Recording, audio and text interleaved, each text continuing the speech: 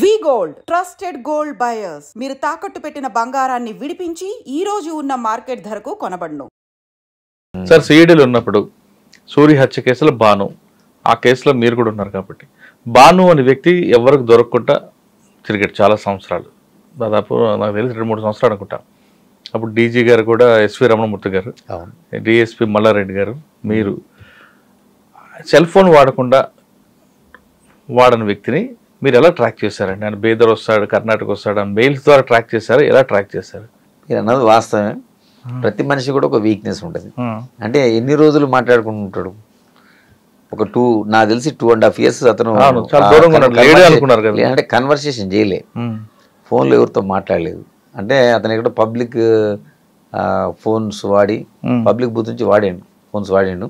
అంటే తన దగ్గర నుంచి ఇది కాకుండా మాట్లాడి ఫైనల్గా ఏంది, ఏదో ఒక రోజు మనిషి ఎంత ప్రికాషన్ పెట్టుకున్నా డిసిప్లిన్ ఏదో ఒక రోజు తప్పుతాడు. అట్లా ఆయన కూడా ఒక రోజు డిసిప్లిన్ తప్పి ఎలా తప్పాడండి అది సరే రివీల్ చేయొద్దులండి. అది ఎందుకంటే మళ్ళీ ఫర్దర్ ఇన్వెస్టిగేషన్ కానీ ప్రాబ్లం ఉండే కాబట్టి మనిషి అంటే ఎన్ని రోజులు డిసిప్లిన్ గా కాన్సన్ట్రేషన్ ఉంటాడు. ఏదో ఒక రోజు ఎవరైనా అన్ని రోజులు ఆయన మీద మీరు అబ్జర్వేషన్ ఉందా? ఉంటుంది, పోలీస్ కంప్లీట్ అబ్జర్వేషన్ ఉంటుంది. అనుకున్నా విమర్శలు వచ్చినాయి, అప్పుడు మీరు చూసుంటారు. ఇది ఎన్ని రోజులు పట్టుకోలేకపోతున్నారు దొరకడా. పోలీసు 2.5 years నాటే స్మాల్ పీరియడ్, చాలా పెద్ద పీరియడ్ మనకి అది. కానీ ఫైనల్గా ఒకరోజు తప్పు చేసిండు. వాళ్ళకు దూరం ఉన్న వాళ్ళకి కాంటాక్ట్ అవుతారు ఫస్ట్. అంటే 2.5 సంవత్సరాలు ఆయన మీద అబ్జర్వేషన్ ఉంది. ఉన్నాను ఎప్పుడు ఎవ్రీడే ఉంటుంది, not only one day. Single day కూడా ప్రతి కేసులో అలాగే ఉంటుంది సార్, లేదు కేవలం ఇటు సెన్సేషనల్ కేసులో ఉంటుంది? ప్రతి కేసులో కూడా మనం అక్యూని పట్టుకోవాలన్నప్పుడు రోజు అబ్జర్వేషన్ పెడితేనే ఆ పోలీస్ ఆఫీసర్ సక్సెస్ అవుతారు. ఎవరైతే పెట్టకపోతే అప్పుడు దొరకడం వదిలి పెడితే అంతే అంతే కదా. మనం తర్వాత వాళ్ళ కుటుంబ సభ్యులను కానీ వాళ్ళందరినీ కూడా అబ్జర్వేషన్ పెట్టుకోవాలి మనం. ఎందుకంటే మీ దగ్గర ఒక ఇష్యూ ఉంటుందండి. ఎలా అంటే ఒక నేరం చేసిన వ్యక్తి మరో నేరం చేసి దొరుకుతాడు, ఏమి చేయకపోతే దొరకడం ఉంటుంది. మరి భాను ఆ తర్వాత ఏ నేరం చేయలేదు కదా, మరి ఎందుకు ఆయన మీద అబ్జర్వేషన్ ఉంది? అంటే ఇప్పుడు పాత నేరం, ఇప్పుడు ఒకతను మర్డర్ చేసిన తర్వాత అతన్ని పట్టుకోకపోతే ప్రజల్లో కూడా పోలీసుకి ఏముంటుంది, పోలీసు వైఫల్యం కదా. అవును, అతను పట్టుకొని ఏదైతే కోర్టు ముందు ప్రవేశపెట్టి కోర్టు ద్వారా శిక్ష పడేటట్టు చేశారు కాబట్టి ప్రజల్లో నమ్మకం, విశ్వాసం పోలీస్ శాఖ మీద ఉంటుంది. మనం తర్వాత చేయకపోవచ్చు, కానీ చేసిన దానికి మనం ఏదైతే చేసినో దానికి చట్ట ప్రకారం చర్య తీసుకోవాల్సిన పరిస్థితి ఉంటుంది కదా. సార్ ఆయన ఒక తప్పు చేశాడు, ఆ తప్పు తర్వాత ఆయన కర్ణాటక వచ్చాడు, అంతా వాస్తవం అంటారా? కరెక్టే కదా. వేరియస్ స్టేట్స్ మూవ్ అయిండు తర్వాత, అది తెలుసు నాకు. నేను కూడా అసిస్ట్ చేసినప్పుడు మేము ఉన్నాం. అంటే రివీల్ చేయకూడదు, ఆల్రెడీ కన్విక్షన్. Yes exactly. అంటే కొన్ని విషయాలు చెప్పొచ్చు, అన్ని విషయాలు కూడా ఇన్వెస్టిగేషన్ స్కిల్స్ అన్ని మనం బయటకు చెప్తే ఏమవుతుందంటే అవి నేరస్తులు నేర్చుకునే అవకాశం ఉంటుంది. దాంతో ఏంటంటే మళ్ళీ నేరస్తులు మనం పట్టుకోవాలంటే ఇంకో ఎక్కువ ఇబ్బంది పడాల్సి వస్తుంది. అంటే మీరు అంటున్నారు, కొంతమంది ఆఫీసులు అంటారు కొత్త నేరాలు ఎంత ముందుకు వెళ్తే అంత పరిగెడతాం మేము కూడా అంటుంటారు. కరెక్ట్. నేను అదేమంటే మనం రివీల్ చేయకూడదు కదా. మీరు అన్నది నిజమే. నా స్కిల్స్ అన్నీ కూడా నేను మా పోలీస్ శాఖ ఎట్లా పట్టుకుంటుంది, మా పై ఆఫీసర్, నేను ఒక్కనే కదా, నా ఒక్క బ్రెయినే ఉండదు కదా. వాళ్ళందరూ కూడా టీమ్స్ డివైడ్ చేస్తారు, చేసి వేరియస్ టీమ్స్ అప్పుడున్న మనకు టెక్నికల్గా ఏమేమి ఉన్నాయి అట్లా ఆ విధంగా అడ్వాంటేజ్ తీసుకుంటాం. మళ్ళీ కరీంనగర్ 2 టౌన్ ఇన్స్పెక్టర్ గా వెళ్ళాను. అక్కడ 3 years. అప్పుడు మాకు ఫస్ట్ నేను వెళ్ళినప్పుడు శివకుమార్ గారు ఉన్నారు సార్, తర్వాత జోయల్ డేవిస్ సార్ ఉన్నాడు, తర్వాత కమల్ హాసన్ రెడ్డి గారు ఉన్నారు. అట్లా 3 పీరియడ్ చేసిన నేను. ఆల్మోస్ట్ 3 years చేసిన కరీంనగర్ 2 టౌన్ ఇన్స్పెక్టర్. 3 సంవత్సరాల కరీంనగర్లో మీకు ఏముందండి మీ మార్క్? మా మార్క్ అంటే కరీంనగర్ 2 టౌన్లో అంటే ఫస్ట్ 2014లో వెళ్ళింది. మళ్ళీ అప్పుడు ఫస్ట్ 2 states సపరేట్ అయ్యి గవర్నమెంట్ ఫామ్ కట్టడం జరిగింది. మీరు అన్నట్టు చాలాసార్లు కేసెస్ అడిగారు. ఇప్పుడు నేను ఇప్పుడు వరకు ఎక్స్ట్రీమిజం, ఈ ఫైటింగ్ ఇవి చెప్పాను, మామూలుగా జనరల్ పోలీసింగ్ చెప్తున్నాను. ఫర్ ఎగ్జాంపుల్ ఒక కేసు అంటే మహిళలు ఎలా ఉంటారు అనేది మనం చూడవచ్చు. మన భారతీయులు కానీ ఉమెన్ ఎలా ఉంటారు, ఎట్లా భర్తలను ప్రొటెక్ట్ చేస్తారు, ఒక చిన్న లైవ్ కేసు చెప్తే ఎగ్జాంపుల్.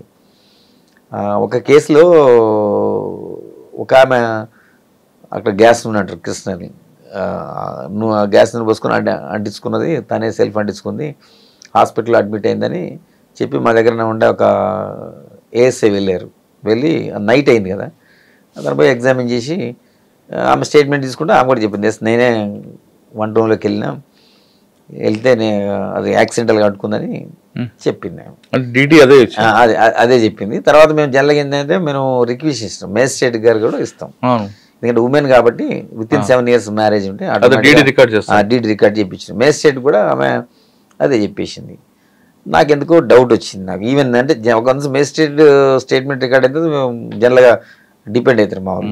నేనేం చేసిన అది ఎందుకు ఒకసారి విజిట్ చేస్తాను నేను. నాకు ఆ రోజు మార్నింగ్ పోయి విజిట్ చేసి నేను ఆ సీన్ ఆఫ్ ఎవిడెన్స్ చూస్తే నాకు ఆమె ఏమని చెప్పింది, వంట రూమ్లో అని చెప్పింది వీళ్ళ స్టేట్మెంట్లో. కానీ అక్కడ మనం ఫిజికల్గా అబ్జర్వేషన్ ఉంటుంది మాది కూడా. అబ్జర్వేషన్ అక్కడ చూస్తే ఏమనిపించింది నాకు, అది వంట రూమ్లో జరగలేదు, ఆమె బెడ్రూమ్లో జరిగింది. జరిగిందంటే నాకు డౌట్ వచ్చి నేను ఆమెను పోయి మళ్ళీ పోయి నేను ఎగ్జామిన్ చేయడం జరిగింది. ఏమమ్మా నువ్వు అబద్ధం చెప్తున్నావు, ఎందుకు అట్లా ఇట్లా జరగలేదు ఇది అడిగితే అప్పుడు కొంచెం ఏడ్చుకుంటా చెప్పింది, ఎస్ నిజమే సార్, మా భర్తనే పోసి ఇది చేసిండు, అడ్డు పెట్టిండు, కానీ నా పిల్లలు ఉన్నారు కదా, మళ్ళీ వాళ్ళ ఫ్యూచర్ పోతుంది, నేను చనిపోయినా పర్వాలేదు ఎట్లేం బతక నేను, మళ్ళీ ఆ భర్త కూడా వెళ్ళిపోతే పిల్లలు చూసుకునేటోళ్ళు ఎవరు అని. అప్పుడు మనకేమనిపిస్తుంది అప్పుడు నిజం కూడా నాకు కూడా ఫీల్ అనిపించింది. అయ్యో ఆవిడ చనిపోతూ కూడా భర్త గురించి ఆలోచించింది అంటే పిల్లలు కరెక్ట్. ఆవిడ చెప్పింది చనిపోతే భర్త జైలుకి వెళ్తే పిల్లలు అనాథలు అవుతారు. అవును, ఏం చేశారంటే నేను దాన్ని కరెక్టే మానవీయ గుణం చూడొచ్చు. కానీ అప్పుడు వాళ్ళ ఆ చిన్న పిల్లలు ఉంటారు ఇద్దరు, ఒకడు 3rd class, ఇంకొక అతను మోస్ట్లీ 4th class ఉన్నాడు, చిన్నపిల్లలు ఇద్దరు. ఆ పిల్లలు ఉన్నారు కదా, వాళ్ళని ఎగ్జామిన్ చేసిన. నాకున్న డౌట్ ప్రకారం నేను అంటే సైంటిఫిక్ అబ్జర్వేషన్ చేస్తే అది జరగలేదు. ఇప్పుడు కన్ఫర్మ్ చేసింది. వాళ్ళ సిస్టర్ కూడా అక్కడ ఉన్నది. ఆ సిస్టర్కి కూడా ఆమె రివీల్ చేయలే, నేను అడిగిన దాకా కూడా. సిస్టర్కి అప్పుడు చెప్పిన తర్వాత మాట్లాడుకున్నారు, ఇది జరిగింది సంఘటన బయటకు వచ్చింది. వచ్చిన తర్వాత నేను మళ్ళీ ఏమిటొచ్చి పిల్లల్ని కూడా దానికి కొరాబరేట్ చేయాలి కాబట్టి పిల్లల్ని కూడా ఎగ్జామిన్ చేస్తే వాళ్ళు కూడా చెప్పారు, మా మదర్కి ఫాదర్కి గొడవ అయిన తర్వాత కిచెన్లో పోయి ఆ కృష్ణాలు తీసుకొచ్చి ఇక్కడ పోసి ఆ బెడ్రూమ్లో అంటించిన తర్వాత ఇక్కడ జరిగిందని ఆ పిల్లలు కూడా చెప్తారు. చిన్నపిల్లలని ఎగ్జామిన్ వాళ్ళకి ఏం తెలియదు కదా, చిన్నపిల్లలు న్యాచురల్ ఏం జరిగిందో చెప్తారు. వాళ్ళిద్దరు స్టేట్మెంట్లు తర్వాత నేను రీఎగ్జామిన్ చేసి మళ్ళీ అతన్ని వాళ్ళ భర్తను అరెస్ట్ చేయడం జరిగింది. చేసి నేను